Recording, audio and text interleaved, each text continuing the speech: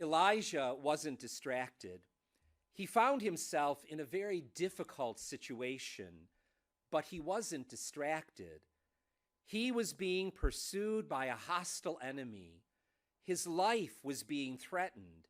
He was hiding in a cave. Yet despite all this, he was not distracted. He knew that God was near, and God was near on his own terms. For many of us, we would probably like to know that God is near through some miraculous or extraordinary manifestation. Elijah experienced a rock-crushing wind, a ground-shattering earthquake, and a raging fire. But God wasn't in any of these, and Elijah knew this. Elijah wasn't distracted by these flashy occurrences. Elijah knew that God was near and that God would reveal himself on his own terms.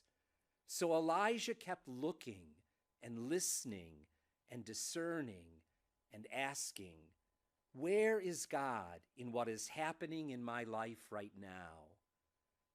And God was near. Elijah encountered God in a tiny whispering sound. Elijah trusted and knew that God is always near. He didn't allow himself to get distracted. Peter, on the other hand, Peter got distracted. Peter wanted to be with Jesus. He wanted to do what Jesus was doing, and it worked for a few moments. Peter was walking on water, but then he got distracted. He took his eyes off Jesus and focused on the gusting winds and the crashing waves.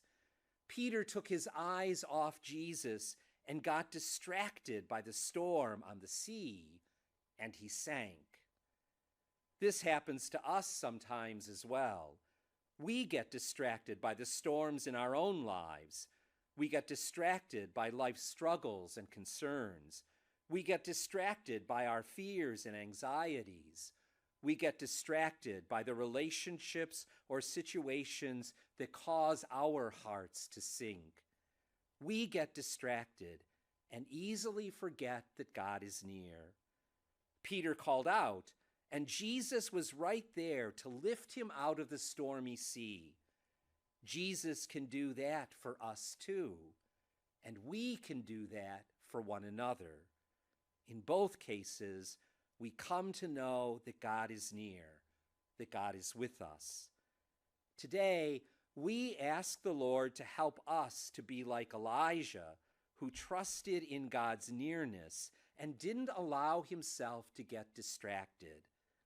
And when the distractions of life do sometimes overwhelm us, we ask the Lord to assist us to be like Peter, who reached out for help. For God, who loves us, is always near.